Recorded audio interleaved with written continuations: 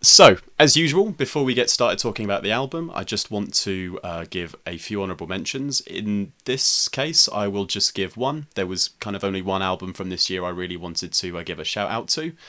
And I think so far this will actually be the first time that I've even brought up hip hop as a genre as part of this particular series. Obviously, the genre was kind of in its infancy at this point. It was a very rudimentary genre, and we'll definitely be seeing more of it very, very soon. But for the time being, I re-listened to this album recently. It's a great album, License to Ill, which is the New York-based trio Beastie Boys' classic debut album.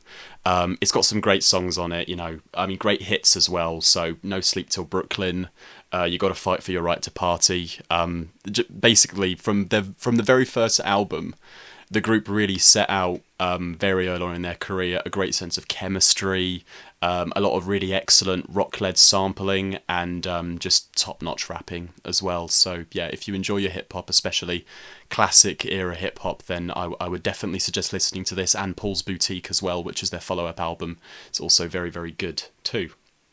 Right, so the album we're reviewing today is called The Queen is Dead. It was released by the Mancunian 80s indie rock jangle pop band The Smiths. It's definitely a band that is important to northern British culture and identity. I would say, along with quite a few of the other bands from that period and onwards, heading more into the sort of Manchester scene that was kind of taking the late 80s by storm.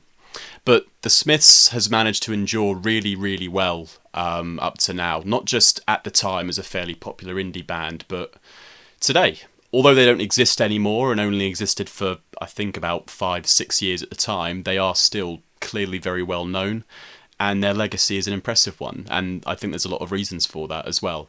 Before we properly get into it, I just wanted to ask each of you guys how familiar you were with the Smiths. Had you listened to them before? And what were your expectations going into this album? I think I had heard of them before. Oh, sorry, Andrew, you go ahead. Oh, it's me. It's John. What? We sound too alike. Yep. Just one connected entity. Yeah, I was quite familiar with the Smiths, mostly through osmosis through you, Andrew. Yeah, it was just one of the bands you'd often have playing in your bedroom. I particularly remember when Destiny came out. I think it was the main thing you were listening to at the time. So the Smiths and like the early Destiny gameplay are just like melded in my head. It takes me back to the good old Peter Dinklage days of that wizard came from the moon. Came from the moon. So it's like a blast from the past for me, taken back to that. That's the weird like crisscross I've got there. Oh, that is interesting, actually, because I had forgotten that. For me, from those gaming days, there's different bands I remember, like ones I associate with Minecraft and with Lego Indiana Jones and Call of Duty 5 of all things. But yeah, no, I do remember listening to the Smiths a lot. I just don't remember I was playing Destiny. Yeah, no, I'm pretty sure that's the combination. At least it's the link in my head. Yeah, I think, to be fair, that was around the point that I was actually getting into the Smiths. They weren't a band I listened to particularly as a teenager. I came to them a bit later, thinking I should probably listen to the Smiths. Like, I've heard about them. They sound like they should be my sort of thing. And I happen to have a bunch of their songs on my iPod, and yeah, put them on. And what do you know? They're very good, actually. So let's make it. I should look up when the first Destiny came out, because that will date that will us. help us This will be the... Put my gamer cred. 2013 maybe. Oh, put my gamer cred on the line here. I think it's 14. Yeah, 2014. Okay, well, first answer was right. Okay. Tony, you sounded like you were going to say a minute ago what your expectations and thoughts were as well.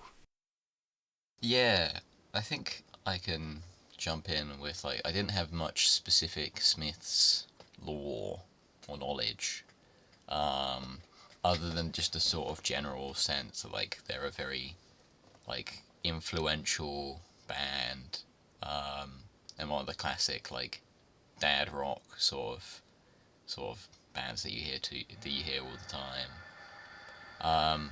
Which I think I now, having listened to it and forming my opinion, TM. I think I can definitely the thing that sticks with me still is like I can see how it's influential. I can see a lot of that like that not in like a specific way, because I feel like Morrissey's vocals are like a one of a kind, unique occurrence in this world. But everything else about the Smiths, I feel like that sort of lineage continues forwards into sort of modern British indie pop, I'd say, or indie rock even. So I'm glad I got. That's my first impression, first sort of expectation that I was getting out of the Smiths, and I was intrigued by.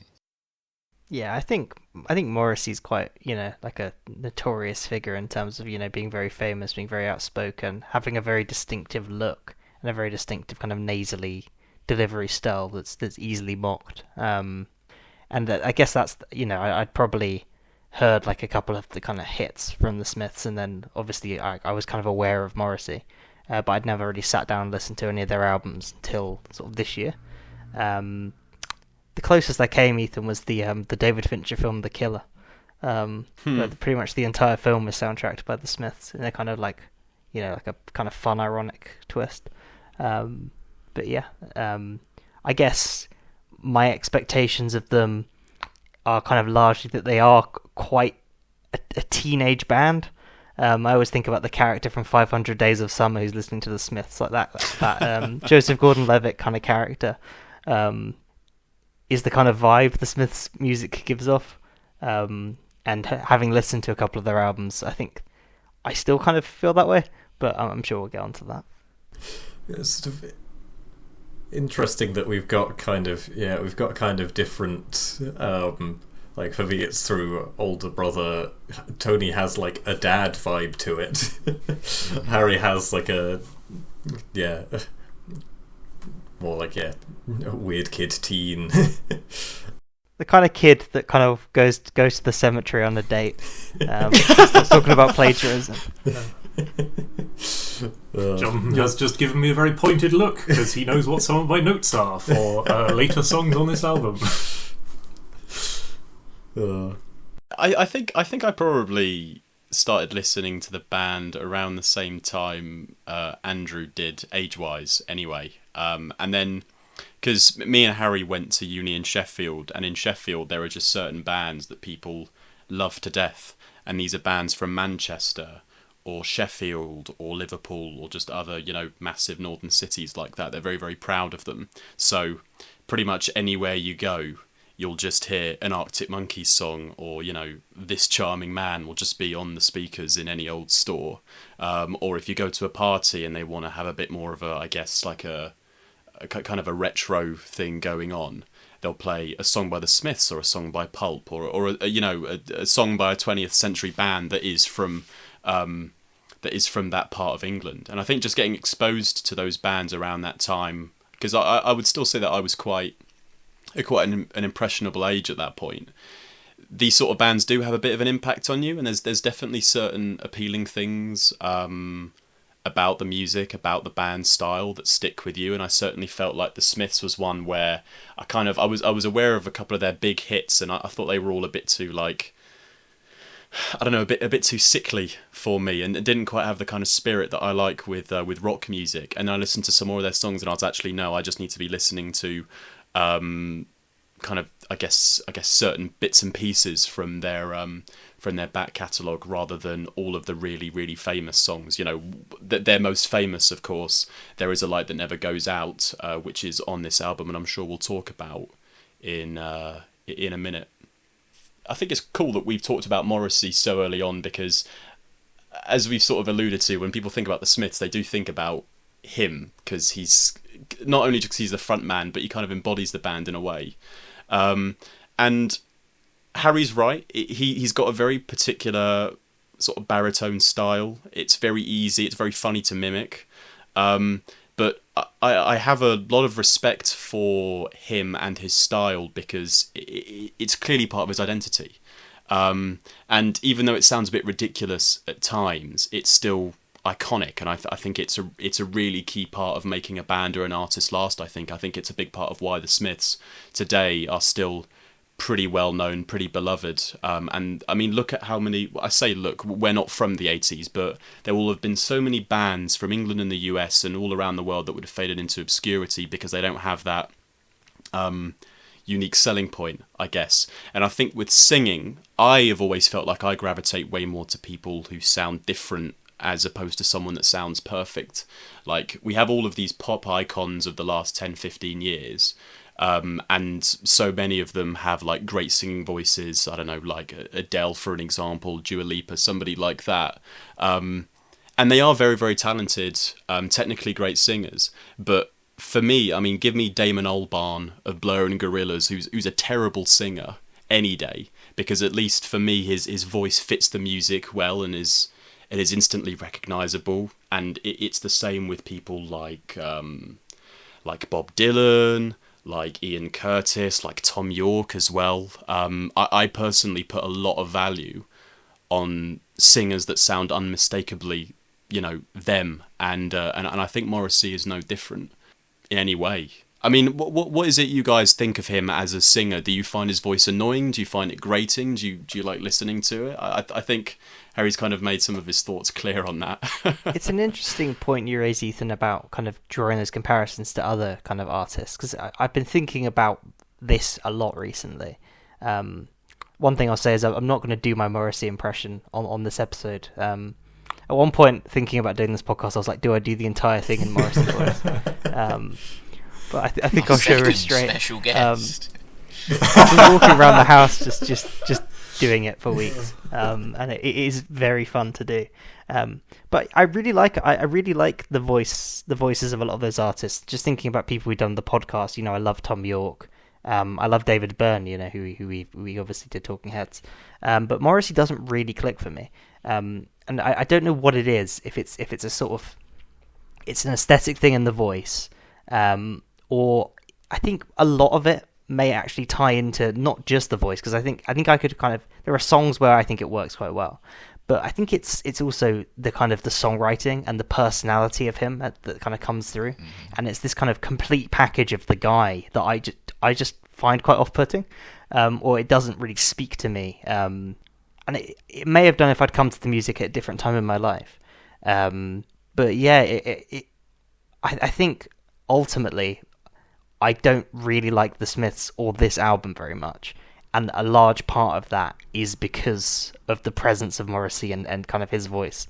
Everything I kind of like is in spite of that, which is a bit of a shame, but yeah, I'll let other people kind of give their views. Yeah, I guess we should get the sort of anti-Morrissey side of the podcast out of the way, because I think I agree with Harry generally. I think my main takeaway from the sort of the Morrissey sound is that it feels like it's a parody of itself. Like there's something about the and also, as Harry mentioned, with the songwriting, like it's so exaggerated in a way that I'm like, this can't be real.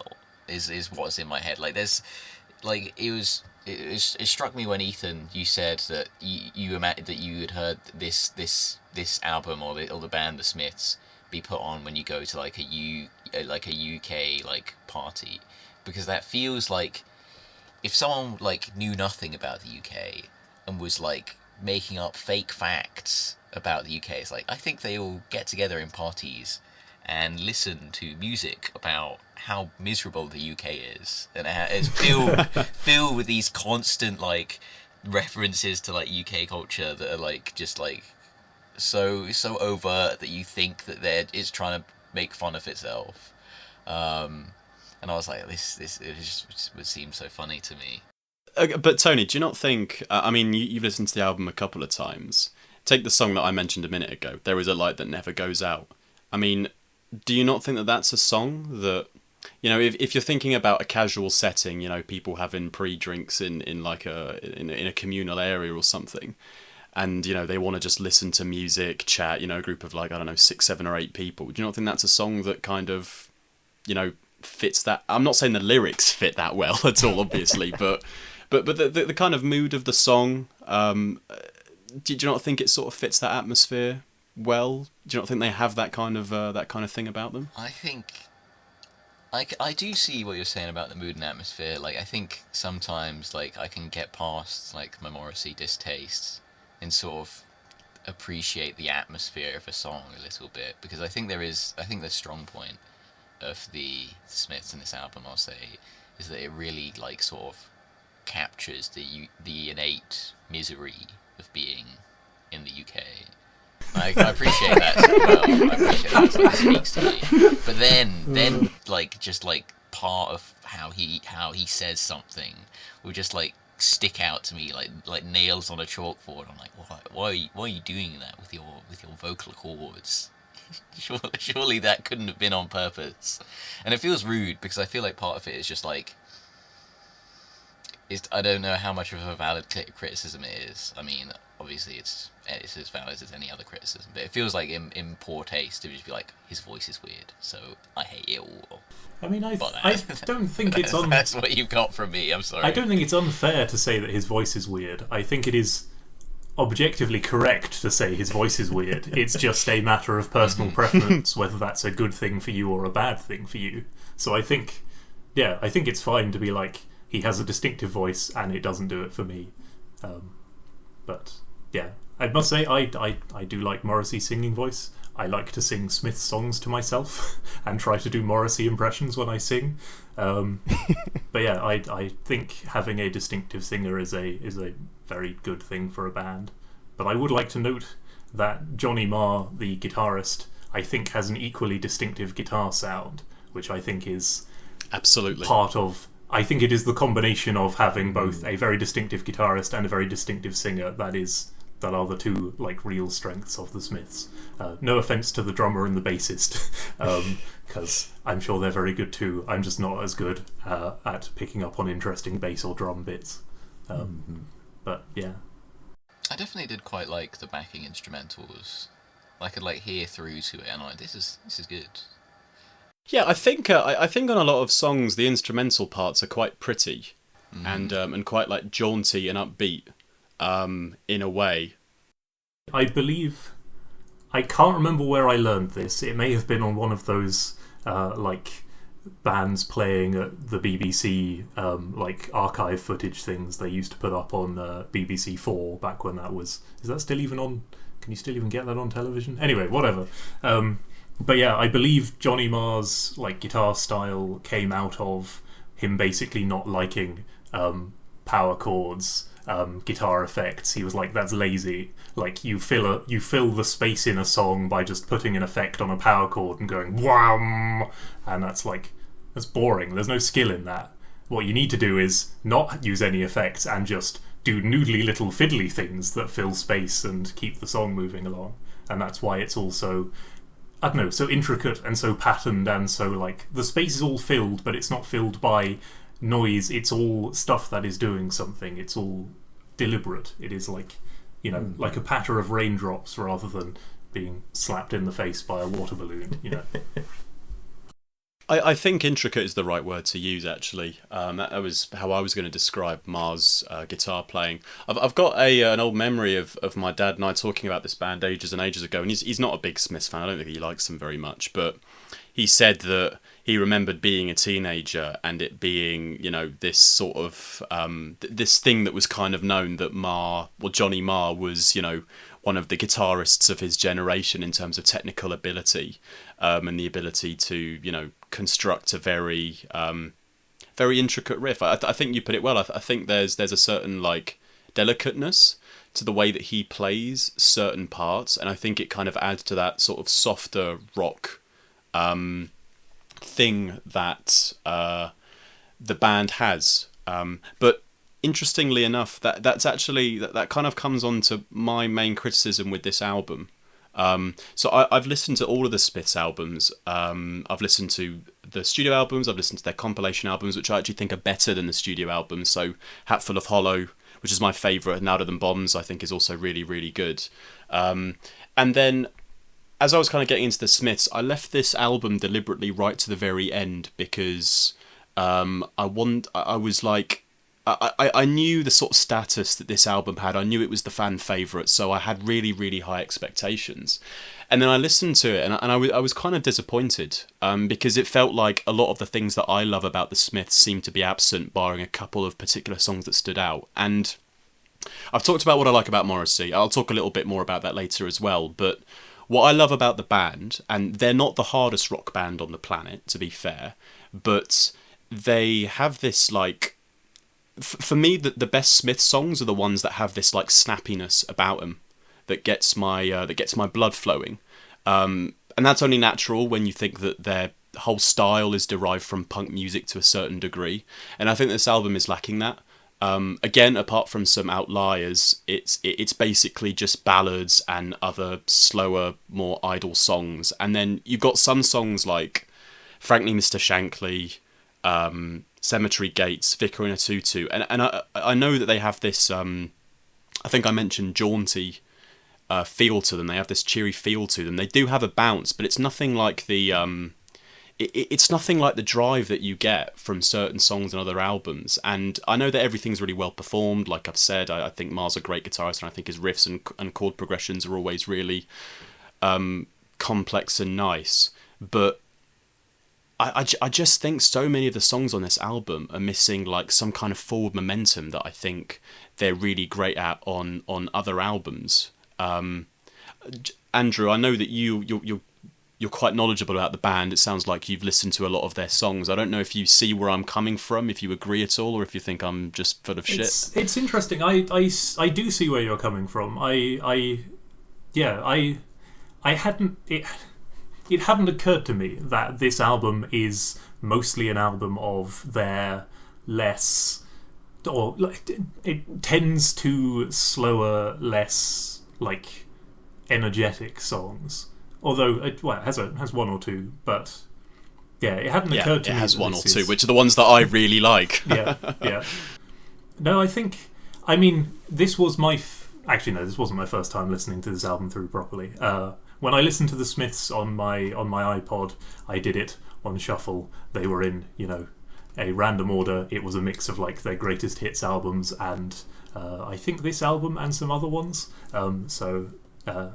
My previous times listening to this were, funnily enough, in Oxfam shops when I was on the till putting this album on.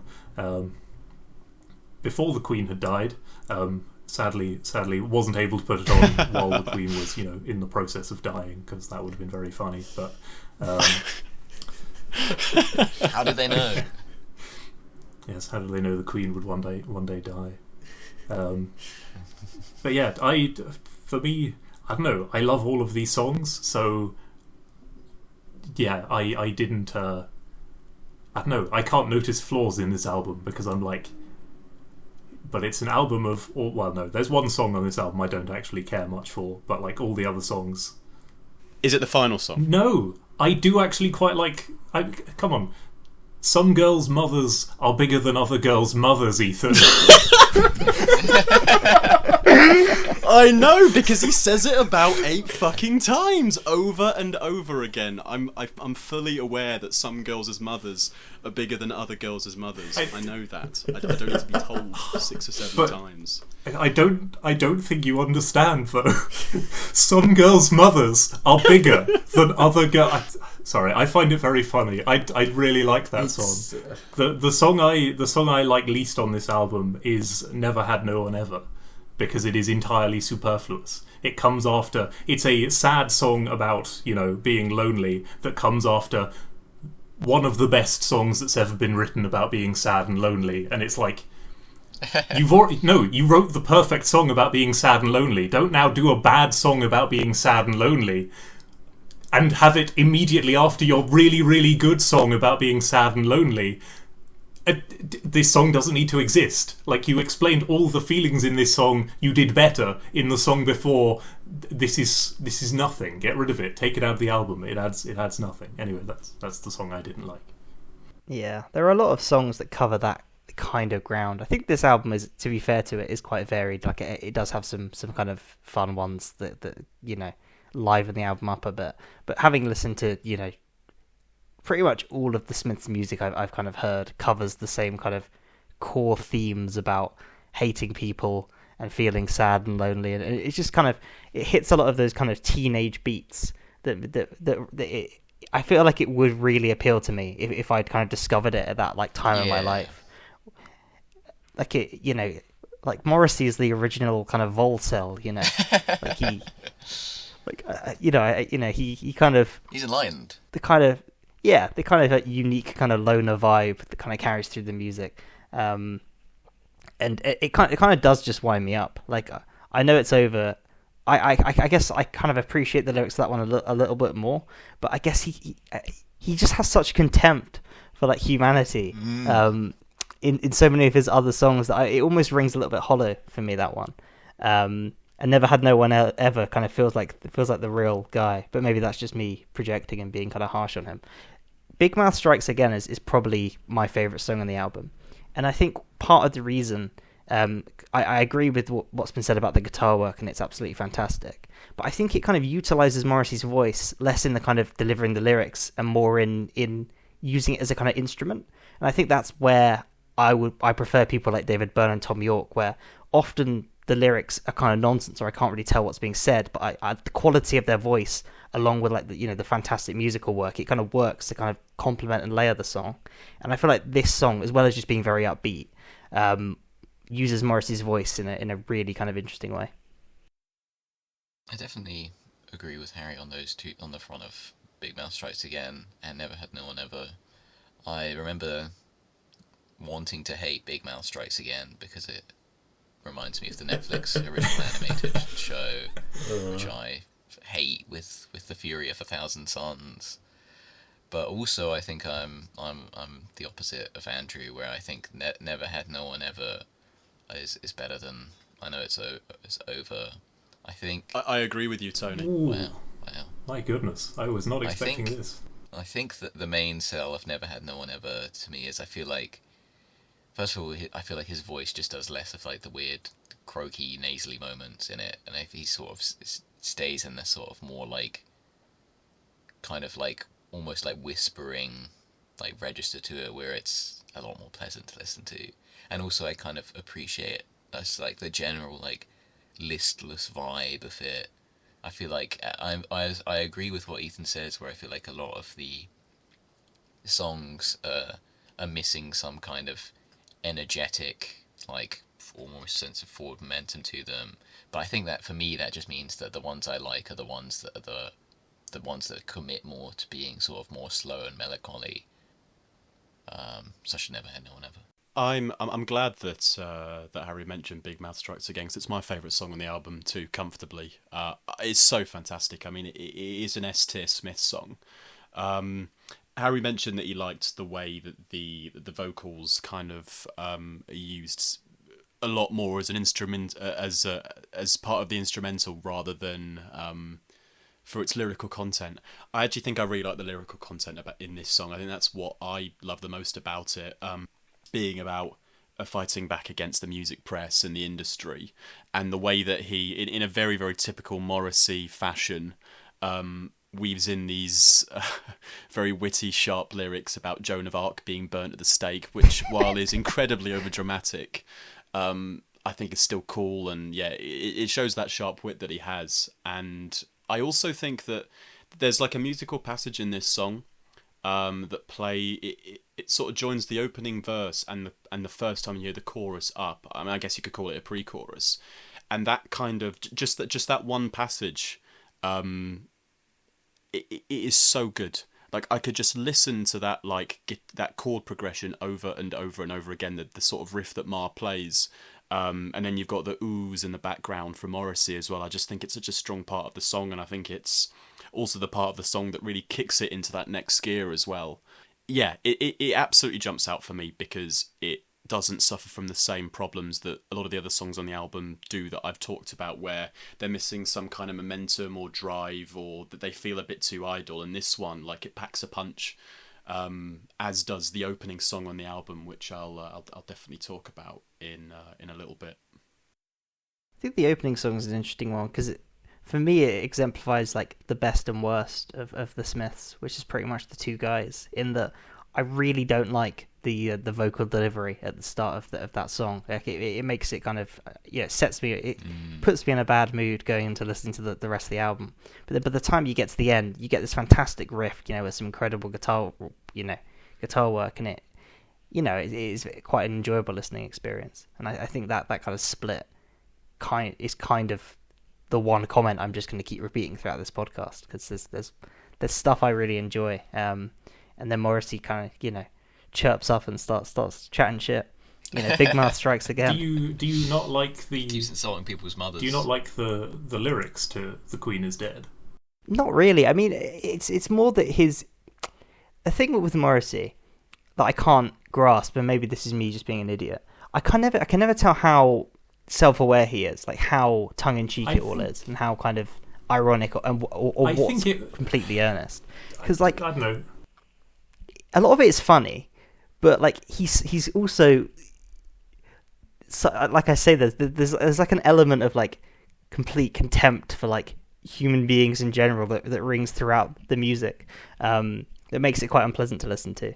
But like Cemetery Gates, for instance, when you kind of grasp like what that song's about, it is quite funny. But like, I don't know if I'm laughing with him or at him. I feel like it must be knowing. Like, I think there are some things that Morrissey is earnest about in some of his songs, but I think for the most part in these, he is able to laugh at himself. Like, definitely in the Queen is Dead, when, he breaks into the palace with a sponge and a rusty spanner. And then the Queen says, "I know you cannot sing." And he says, "That's nothing, you should hear me play piano." And that is clearly someone who is comfortable making fun of themselves. Like, yeah, I went and met the Queen, she said I'm not very good at singing, I said, "Oh, you should hear me play piano. I'm awful at piano." Yeah, and I don't know, Cemetery Gates, to me, it's clearly... I was a pretentious weirdo who wrote poetry as a teenager and liked to pretend I was smarter than I was because I'd read, the complete works of Oscar Wilde. Like, that song is for me. I went with my friends and we hung out and like ate snacks in a cemetery once because I was friends with goths. Like, that song is for me, and it is to my mind that can only be Morrissey being like, look at us being pretentious and young and going to the cemetery and thinking how clever we are because we can quote poetry at each other, when in fact we're just weirdos who are hanging out at the cemetery and it doesn't matter, and like people are going to make fun of us, and plagiarism also thing. Be wary of plagiarism. I don't know, there's definitely a sense of humour. I want to give my quick thoughts on the opening track, because for me it's Big Mouth Strikes Again and The Queen is Dead. That they're the two songs that for me I always come back and revisit on the album. And when I first heard The Queen is Dead, the song, I was like, yes, this album's going to be great. I just love the explosion of energy that you get right out of the gate. I love that opening drum fill that you get after that strange like sample of I don't know, like children in school. I'm not entirely sure what it is. And then the drums on the song, the way they kind of pound the whole way through, I think it's a massive part of what creates the sense of rhythm and the rush that I get listening to it. You've got some amazing really frenetic bass playing as well the whole way through. And even though the song is 6 minutes and is pretty repetitive, it just clicks for me so much. And I just think... I get that with an album you need different kinds of sounds, different kinds of styles, and you need to have like a sense of balance. Like, it can't all just be too much of the same thing. But I do feel like The Queen is Dead, the album, has... It doesn't have enough of what I like about the Smiths. And I think this isn't... There isn't a moment where it's demonstrated better than going from the opening track to Frankly Mr. Shankly, which... it just brings the pace of everything you've just listened to down to a grinding halt. I mean, that transition is so harsh that it almost causes me physical pain listening to it. yeah, it just really bothers me. I'm really not a fan of Frankly Mr. Shankly, and for me that song. I know what we always do on this podcast is we always say, oh, the opening track, it really sets the tone for what's to come. Not in this case. It does the very opposite. You got one song at the start that sounds like it's from a different Better Smiths album, and then the rest of it is just like I said, it's these kind of upbeat tunes that don't really hook you, or it's these slower, more melancholic, ballady type songs, and I just don't think. Yeah, I just don't think there's enough to really, really grab me. Do agree with you about the first two songs. I think, for me, The Queen is Dead is... I swear to you, before I listened to it on Spotify the other day to prepare for this episode, I thought it was like a 3-4 minute long song. I had no idea it was 6.5 minutes because it always grabs me. I don't notice time passing when I listen to it because I'm like, I love the song. And I would have said, before looking at how long the time is, I would have said The Queen is Dead. Well, yeah, that's probably about the same length as Frankly Mr. Shankly. But no, The Queen is Dead is a 6.5 minute song that feels like a 3 minute long song, and Frankly Mr. Shankly is a 2 minute long song that feels like a 3 minute long song. And, yeah. The Queen is Dead for me, it has this, like, so it's a 37-minute long album, but it has this ability to bend time in that I was listening to it on a drive, and it felt like about 2 hours, honestly. I don't know what it is about it. There is something I really kind of enjoy about the process of listening to the album. Again, I can't tell if this is intentional or not. I think the final song is, but the kind of process of going through this journey and just spending time with Morrissey, which for me, you know, due to some of the lyrical content, just the general vibe he gives off, and, you know, as you've kind of alluded to, the extended length of a few of the tracks on the album. I mean, for me, some of the tracks' length really starts to grate, and I just kind of get bored. But the time you get to the final two tracks, like, it just becomes quite funny, and just singing along in the Morrissey voice, you know, there is a light that never goes out. When you get hit by that chorus about the double-decker bus, like, I every time I just burst out laughing. And then the final track, you know, I can't help but kind of sing along to, as it just kind of repeats the same line again and again. So I do always enjoy my journey by the time I reach the end of it, but I don't know if that's the intended effect of what they were going for. Down into submission. It does. I want a double-decker bus to come crashing into me, you know.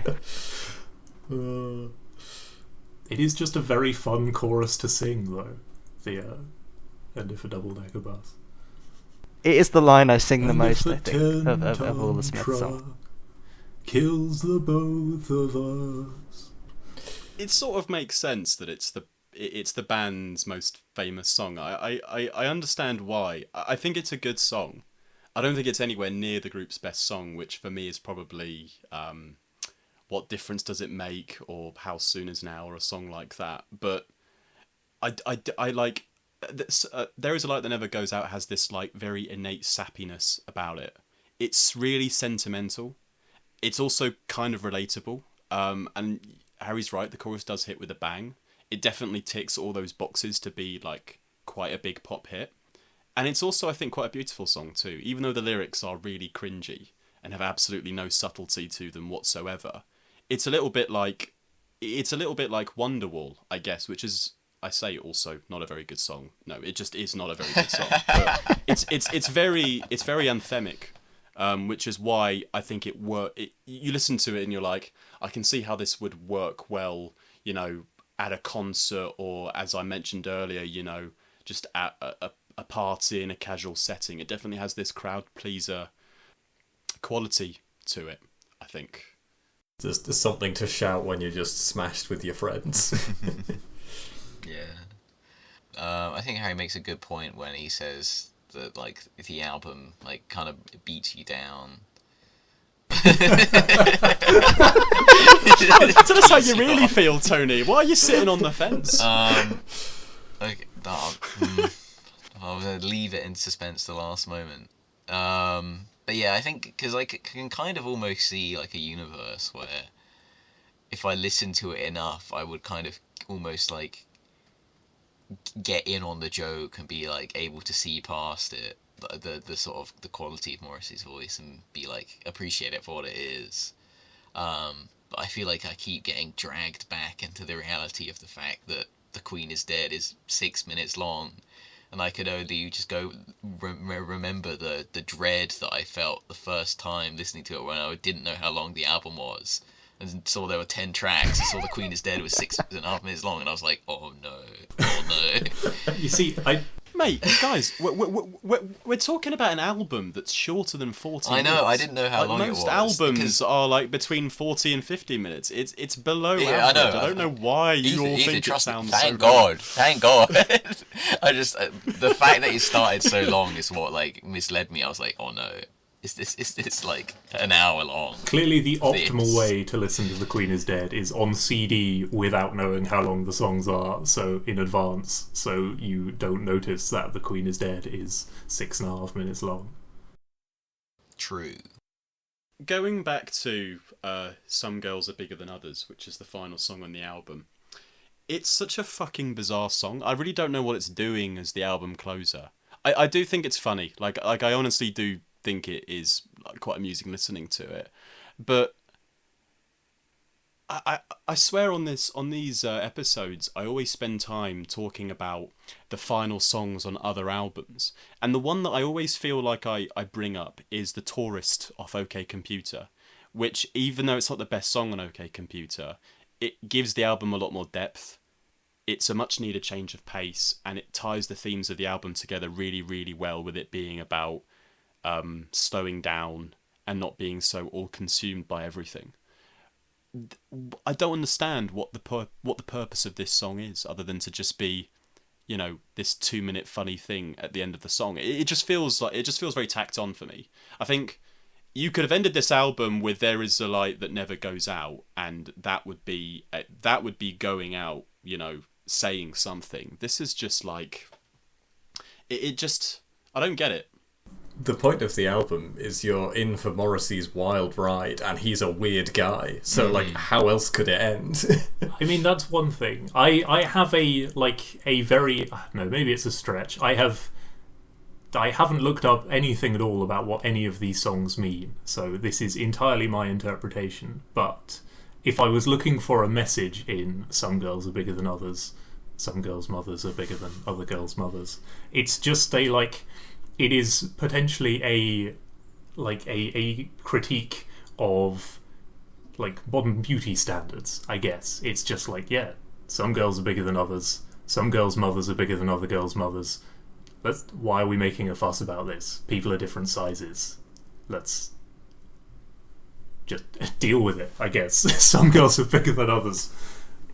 I don't know. Does that make sense as a final statement for an album titled "The Queen is Dead"? I've got no clue. Does it fit thematically? Does it work as an ending song for this album? Yeah, I mean, maybe not. I don't know. Yeah, I feel I'd probably interpret it as almost an anti song to the end, in a way, where it's it is a sort of self-aware, self-deprecating kind of, not exactly critique on just the very bland and random observations that he's made across the album, basically. I think if I was... I'm flicking through my notes, and I think if I was to make a point to what I think is a broad theme of the album, it is... I'm going to bring it back to "I Know It's Over," because it's one of my favourite Smiths songs, and it has been unfairly criticised by the other people on this podcast, but that has, I think, for me, the what I am choosing to view as the core of the message of the album, which is the line that it's so easy to laugh, it's so easy to hate, it takes strength to be gentle and kind, which is... But he's I know enough. He's Morrissey. It doesn't make sense anymore that he said such wonderful things about, being tolerant and being nice and taking the time to understand things. It's a horrible, what's the contradiction now? But I think this album is about trying to be kind, and a lot of the characters, a lot of the stuff is, I don't know, examples of people being unkind or weirdness or things like the boy with the thorn in his side, behind his hatred there lies a murderous desire for love. It's I don't know. I'm getting defensive because in my opinion, I Know It's Over is the third saddest song that has ever been written. The second saddest song is I Know It's Over, a cover of the song I Know It's Over, but by Jeff Buckley.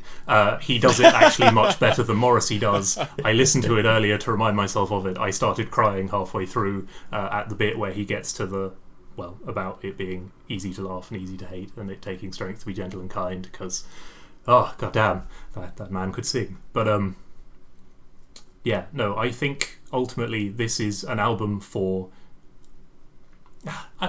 I'm just so we're clear, I am projecting. This is all projection, but this is an album for sad, weird, lonely people who need to be reminded that there is strength and value in being weird and being kind and being vulnerable. And yeah, I don't know. I think perhaps Some Girls Are Bigger Than Others is part of that. Maybe it's not. I agree with sort of like half of it of what you're saying. I just think the line rings hollow when it follows the song "Frankly, Mr. Shankly," which is so kind of mean-spirited and just the kind of work of a quite vindictive and cruel person in my kind of opinion. The way that I kind of read that song, I think he's clearly a man that kind of holds a grudge. And kind of thinks himself as the kind of thoughtful, sensitive person, with the references to Oscar Wilde, and obviously he's kind of going for that kind of persona. But I think that this is just engaging with the album, kind of not engaging with like the wider Morrissey discourse, because I feel like it's unfair to kind of bring that in. I just think that I get that there are moments, and there are there are songs like the idea of a vicar in a tutu, Some Girls Are Bigger Than Others, where they're kind of playful and fun, and I guess kind of break down some of these kind of walls and barriers. But I think there is just the whole thing gives the vibe of the kind of like the nice guy, or the kind of, I want to say incel, but I think he is a volcel, of just kind of like a seething contempt for other people. And even in some of their other music that I've kind of heard, it's all about kind of like I'll never have a job, I hate my boss, our love's the only thing that's pure and true, but I'm so lonely now. It all just kind of carries that kind of like infantile kind of teenage vibe to it. That's part of the reason that I think if I'd met this album when I was a different person, or I was kind of slightly younger and I felt a little bit more kind of alone in the world, I would have kind of empathized with Morrissey a little bit more.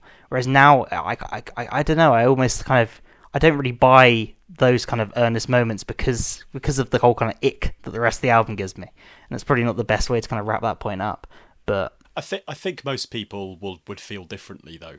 Otherwise, this band wouldn't be as popular as they are, or how they have been. I mean, when I think back to I know they're not a traditional punk band. But that's kind of the point that I'm trying to make. They've got kind of a softer sound compared to a lot of contemporary rock acts, and even though their roots are still in punk music, and they are on some level a post-punk band, when you look back at a lot of the groups from I guess before the 80s, like the Clash and the Sex Pistols and the Ramones, that embodied that kind of genre and what that genre could be, these were people that were I guess very overtly masculine, quite macho, and not macho like a wrestler macho, but I mean just very aggressive and volatile. And with Morrissey, I think you do. I definitely get what you're saying, Harry. But I think you do get something that's a bit more subversive. You get something that's a bit more sensitive, a bit more vulnerable, a bit more emotional. And I think that whole personality, I think that's what comes across, and I think that's what appeals to people on some level. But I guess I don't view that kind of, and I guess. We'd probably say like since the 80s, the way we kind of view the kind of sensitive soft boy, they can be kind of just as kind of like toxic and kind of manipulative and kind of, I want to say misogynist, but I don't think that kind of carries through, because I think it's a general kind of contempt for all people, really. I think that kind of, and maybe I'm just bringing too much of a modern sensibility to the kind of vibe he puts off. But we are reviewing this in 2024. To be fair, you're allowed to treat this album with modern if we're bringing the 2024 stuff in, the idea of kind of Big Mouth Strikes Again as like a proto cancel culture kind of song is quite interesting, because again, how kind of tongue-in-cheek is it when he's comparing himself to kind of Joan of Arc, and then when you kind of know what's coming in terms of like the racism of Morrissey, it's a weird kind of thing to bring to that song, which I think is a really good song. I think, Harry, you're striking a true point for this. Like, I definitely agree with what you're saying, if there's this kind of quality of cynicism that sort of like muddies the earnestness parts of the album. But then again, I'm also struck with the fact that I feel like that inherent cynicism and misery and like mean-spiritedness is so true to the UK. And, like, you couldn't. It would if it didn't have that.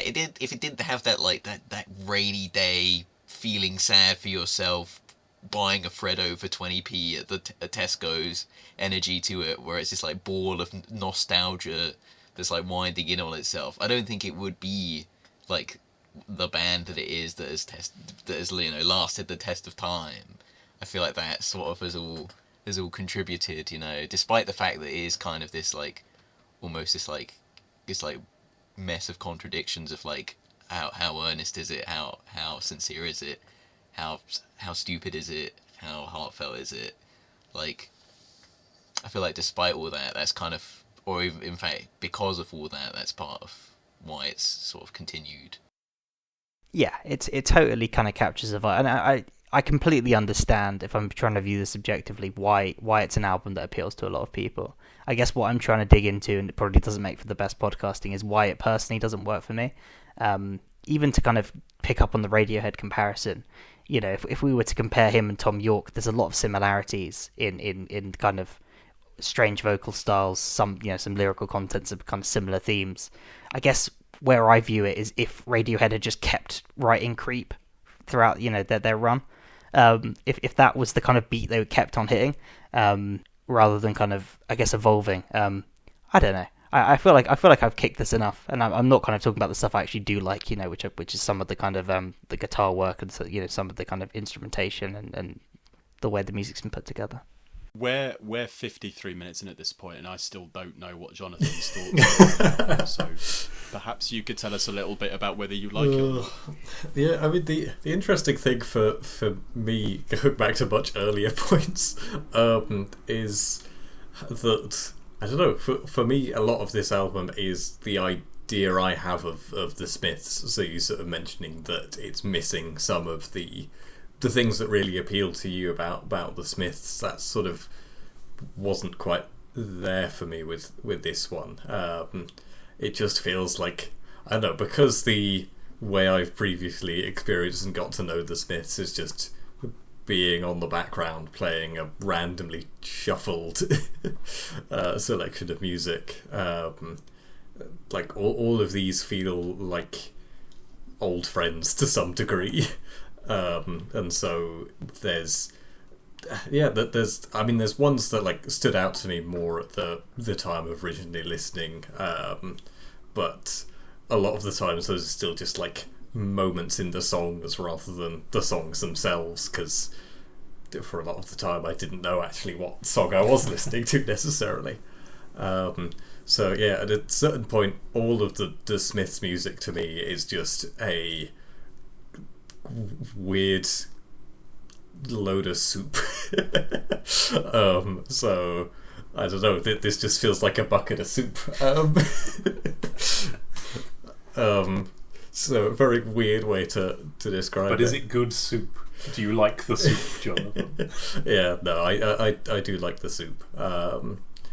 Yeah, and yeah, I think a lot of it to me is quite similar. It all feels like it's flowing to some degree together. I think just because there is such a distinctive Smiths sound between Miles and Morrissey, that I don't know, just I don't know, it all just feels like the Smiths. And it is something that I quite like, yeah,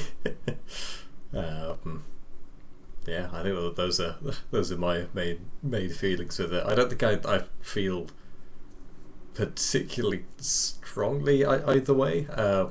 I think it can be very dependent on my mood whether I think Morrissey's singing works or doesn't. Usually I'm on the side of it does work, but I don't think you could remove it from the Smiths. That is the Smiths. Maybe you could. Well, you can, like, I I think Johnny Marr. You mentioned the cover. Well, I think Johnny Marr has played Smith's songs with other people singing instead of Morrissey, so... Oh yes, yeah. And Morrissey has performed songs by the Smiths. Without Johnny Marr. I think the contrast between the sort of two central figures is kind of what makes the band. You know, it's not like a groundbreaking point I'm making, but it's ultimately if you like both parts and the kind of synthesis of them kind of meeting, you know, of having this this kind of upbeat, you know, guitar work and rock thing, while a guy whining about, you know, his job and his life and how lonely he is. I think that is the kind of central appeal of the Smiths, right? You couldn't take either part out, really. It's a difficult one. I feel like normally when I'm engaging in the podcast, my thoughts like slowly calcify over time. Whereas now I'm in the battlefield of, is the Smiths good or shit?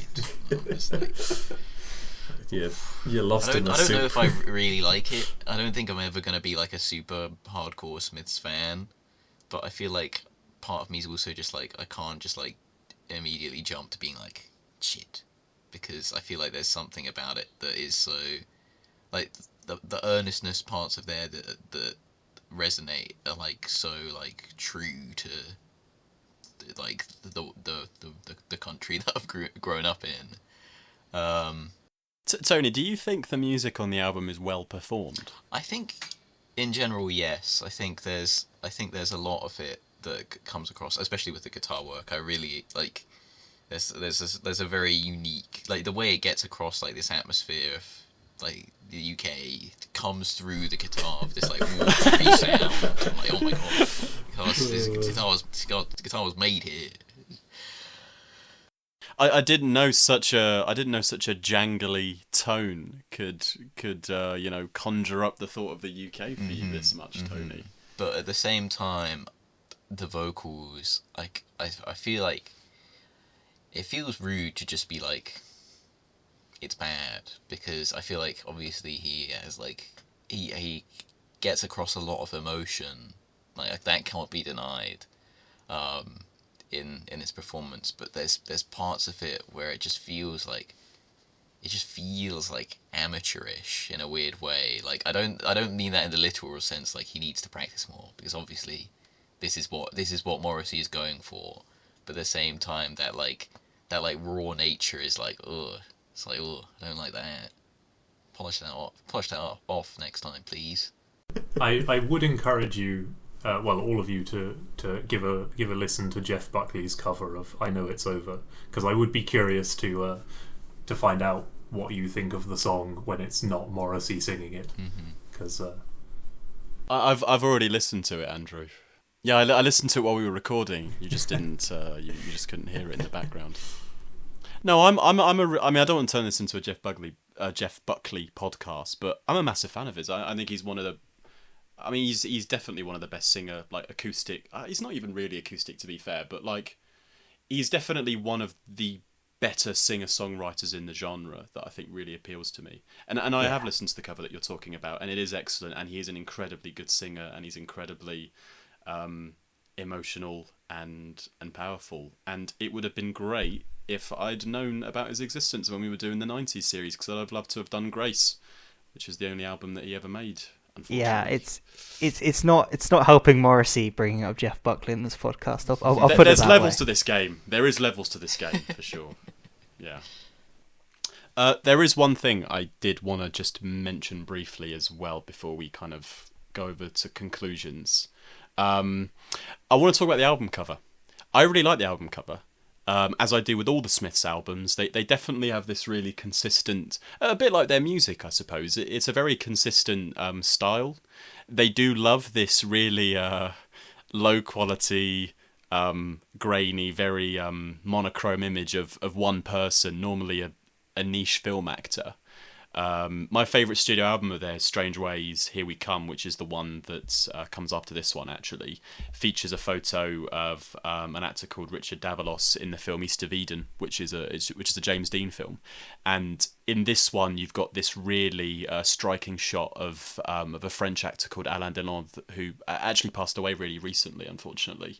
He's a very good actor. I'm a really big fan of Le Samouraï, which is one of his sort of more well-known films in which he plays a hitman. I saw that a couple of years ago, and I just kind of, I like the shot they've chosen, because the way that he's lying down and the kind of pose that he's doing, I've always thought looks very like vampire-y in a way. Yeah.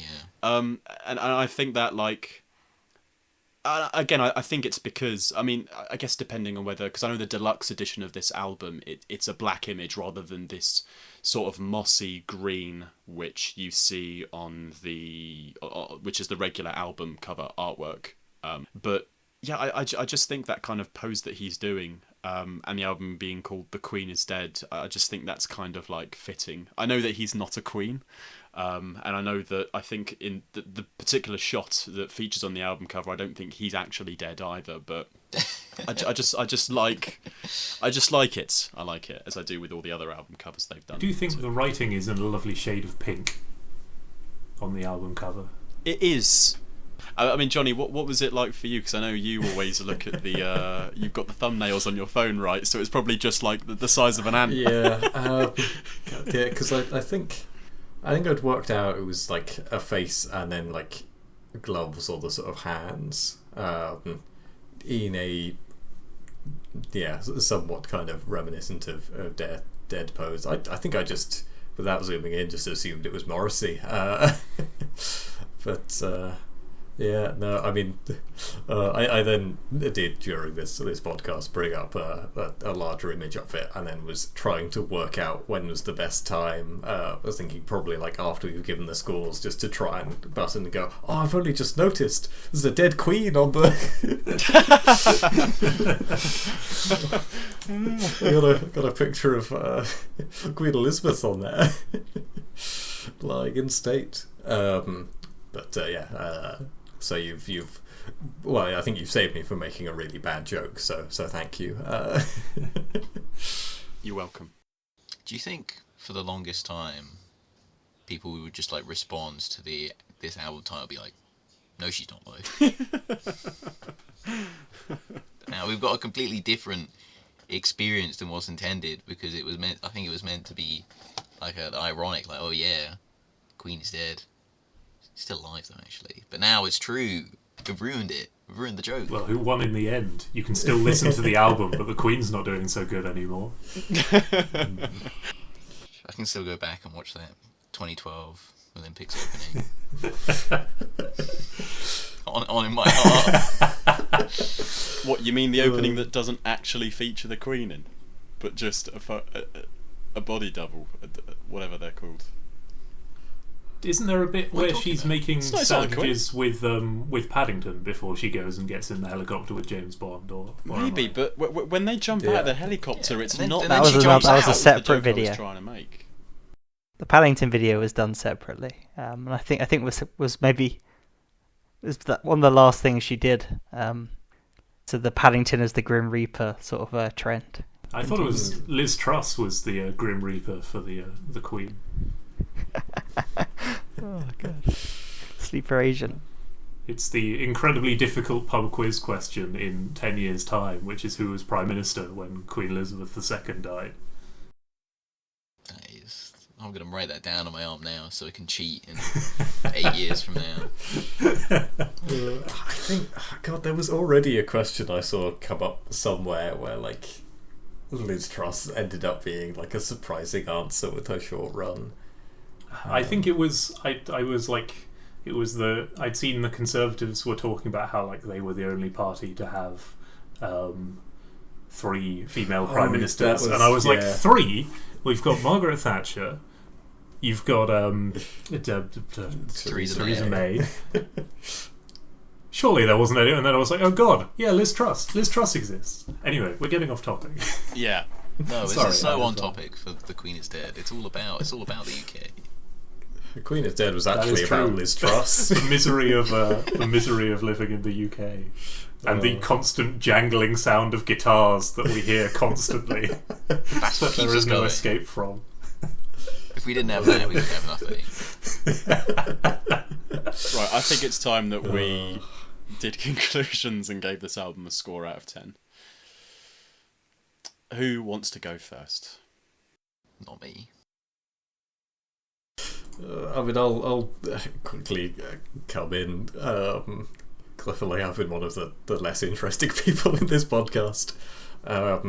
And especially with my janky scoring system. I mean, the albums, it's not a 10 for me, it's not a 1 for me, so it's going to be a 5. Yeah, it's a decent album. I quite like it, and I quite like the Smiths. Has fond childhood memories of when Destiny was good. Well, in that case, I shall give my score. I am giving it a 9. It is not quite a perfect 10, but I do like it very much, so I'm giving it a 9. Harry, do you want to go next? Yeah, sure. I mean, I don't tend to give like incredibly low scores, even when I spend the whole time kind of criticizing something. Just because I guess I'm always kind of, especially with the music ones, I listen to the album, quite a few times, just and I often find myself warming to it. And I did say with this one that if I listened to it one more time, I would lower my score, and I'm not going to do that. Yeah, I think I'll give it a 4. I think it's just below the kind of the bar where I'd just kind of say like it's I don't have an opinion either way. I think I'm a little bit more negative towards this than the other Smiths album that I've listened to, which I think I liked 2 of the songs on, but it is also a longer album. But yeah, it's just not for me. Yeah, I've been stuck between 2 numbers of what to give it. I think I've been struggling trying to calcify my thoughts on this album.